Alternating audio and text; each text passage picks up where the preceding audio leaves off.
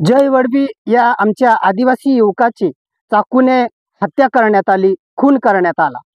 या खुनाचा आरोपीचा फोटो शिवसेना शिंदे गटाचे आमदार चंद्रकांत बटेसिंग रघुवंशी यांच्यासोबत, याच्यापूर्वी जो मोहित राजपूत नावाच्या युवकाचा खून झाला त्या आरोपीचा फोटो या चंदूबैया सोबत, या नंदुरबार जिल्ह्यामध्ये जे काही खुनाचे गुन्हे होत आहे त्या खुनाच्या गुन्ह्याच्या संबंधित सर्वच आरोपींचे फोटो हे चंदूबैया सोबत सापडत आहेत आणि तशा पोस्ट व्हायरल होत आहेत।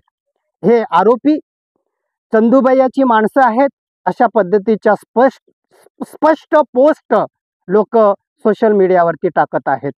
म्हणून या चंदूबैयाने गुंड, हत्यारे, खुनी माणसं पाडलेली आहेत का असाही प्रश्न निर्माण होतो। हा जो चंदूबैया नावाचा माणूस आहे हा गुंड प्रवृत्तीचा, गुन्हेगारी प्रवृत्तीचा माणूस आहे का, अशी उलटसुलट चर्चा लोकांमध्ये सुरुवात झालेली आहे। ही घटना झाल्यानंतर या मारेकऱ्यांना, ज्यांनी कोणी अजय वडवीला कटकारस्थान करून मारलेलं आहे, त्या राजकारण्यांना असं वाटत असेल की आम्ही आमच्या वाट्यातला हा काटा कायमचा आम्ही साफ करून टाकलेला आहे आणि आम्ही राजकारणी जिंकलो आहोत असं त्यांना वाटत असेल तर ही त्यांची फार मोठी चूक आहे। अजय वडवी या जय वडवीचं बलिदान आहे ते आम्ही वाया जाऊ देणार नाही। या जय वडवी सारखे लाखो आदिवासी युवक आता तुमच्या विरोधामध्ये उतरणार आहेत। आमची ही आदिवासींची चळवळ चालू होती ती आम्ही चालूच ठेवणार आहोत। ही घटना ज्यांनी घडवून आणली तो मारेकरी आरोपी हा शिवसेना शिंदे गटाच्या नगरसेविकेचा नातेवाईक आहे, ही गोष्ट समोर आली। त्यामुळे शिवसेना शिंदे गट म्हटल्यावर चंदूबैया तिथं आलाच। त्यामुळे या आरोपीला वाचवण्यासाठी यांनी काय काम केलं याचीही सखोल चौकशी होणं गरजेचं आहे। कारण की या आरोपीला वाचवण्यासाठी त्यांच्या घरातील काही लोकांना काही वेळ नोटंकी केली, मंगळसूत्र चोरीला गेलं, चाकू मारायला आले, अशा पद्धतीचे खोटे आरोप त्यांनी केले। म्हणून या प्रकरणामध्ये या चंदूबैयाची कॉल रेकॉर्डिंग व SIT मार्फत चौकशी झाली पाहिजे अशी मागणी आम्ही आदिवासी संघटनांतर्फे करीत आहोत। जय वडवीची हत्या ही फक्त एका आदिवासी युवकाची हत्या नसून ही संपूर्ण आदिवासी समाजाची हत्या यांनी केलेली आहे। कारण की जो आदिवासींच्या बाबतीमध्ये आवाज उठवेल त्याला पूर्णपणे संपवण्याचं काम या राजकारणी पुढाऱ्यांनी हे करत आहेत। म्हणून आमची ही काय यांनी काही जरी केलं तरी आमचं हे काम आम्ही कदापि थांबवणार नाही आहोत। जय वडवीची हत्या ही पूर्वनियोजित कट होता, पूर्वनियोजित कटकारस्थान होतं, षडयंत्र होतं। हे CCTV कॅमेरामध्ये जो काही व्हिडिओ समोर आला त्याच्यावरून लक्षात येतं। आरोपी सुरुवातीपासूनच गाडीमध्ये चाकू घेऊन फिरत होता, तो मारण्याच्या उद्देशानेच तो तिथं आला होता आणि एका पोलिसाच्या समोर त्यांनी आमच्या जय वडवीची हत्या केलेली आहे। तो पोलीस बघ्याची भूमिका बजावत होता म्हणून पोलिसांवरती आमची शंका येते। जय वडवी कुठे आहे, काय करतो याचं लोकेशन घेऊन पूर्णपणे कट रचून त्याला मारण्यात आलेला आहे असा आमचा स्पष्ट आरोप आहे। हा जो पोलीस होता, पोलीस समोर आहे म्हणून या आरोपीला सुद्धा मोठी डेअरिंग आली आणि यांनी पूर्णपणे आमच्या जय वडवी नावाच्या आदिवासी युवकावरती सपासप वार करून त्याला पूर्णपणे संपून टाकलं।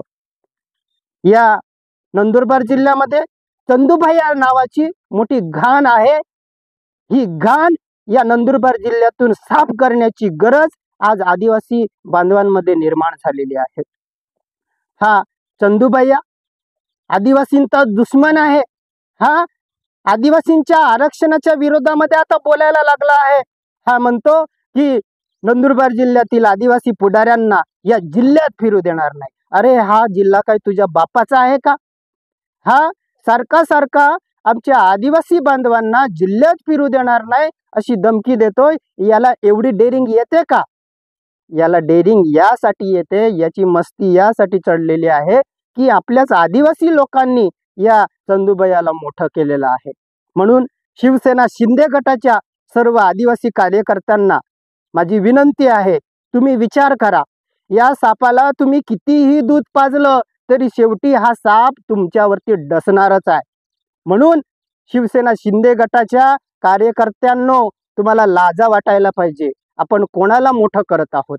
म्हणून दडगावचे जे काही शिवसेना शिंदे गटाचे आमचे आदिवासी कार्यकर्ते आहेत, अक्कलकुव्याचे, या जिल्ह्यामध्ये जे जे शिवसेना शिंदे गटाचे कार्यकर्ते आहेत, त्यांना माझं नम्र आवाहन आहे की या चंदूभैयाची साथ सोडा. वाटलं तुम्ही नेते व्हा, आम्ही तुम्हाला नेते बनवू, परंतु या बिहारी, उत्तर प्रदेश, मध्य प्रदेश मधल्या या माणसाला तुम्ही मोठं का करत आहात? म्हणून आज या बिहारी, यूपी मधल्या, या मध्य प्रदेश मधल्या या पार्सलला या नंदुरबार जिल्ह्यातनं रिटर्न पाठवण्याची गरज आज निर्माण झालेली आहे. मित्रांनो, या चंदूभैयाला जर आपण इथून हाकललं नंदुरबार जिल्ह्यातनं, तर बरेच खुनाचे गुन्हे हे कमी होऊन जातील या जिल्ह्यात. म्हणून आज या चंदूभैयाला हाकलण्यासाठी वाटलंच मी पुढाकार घेतो, मी नेतृत्व करतो, मी जबाबदारी घेतो, तुम्ही मला फक्त साथ द्या. या चंदूभैयाला आपण एका मिनिटात या जिल्ह्यातून याच्या यूपी बिहार मध्ये हाकलून देऊ शकतो. फक्त आपली एकजूट होणं गरजेचं आहे. एवढी मोठी जय वडवी या आदिवासी युवकाची हत्या झाली, एवढी मोठा घटना घडलेली आहे.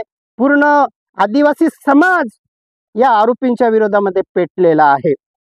ठिकठिकाणी आंदोलन होत आहे. तीव्र संताप आमच्या आदिवासी बांधवांमध्ये निर्माण झालेला आहे. हा जो जय वडवीचा खून आहे, हा राजकारण्यांचा कट कारस्थान आहे.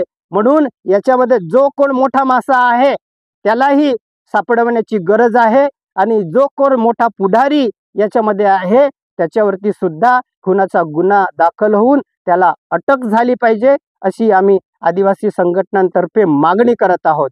म्हणून मित्रांनो, पहिले या चंदूभैयाला या जिल्ह्यातून हाकला. म्हणून मी तुम्हाला म्हणतो, चंदूभैया हटाओ, नंदुरबार जिल्हा के युवा आदिवासी बचाओ. जय बिरसा, जय आदिवासी.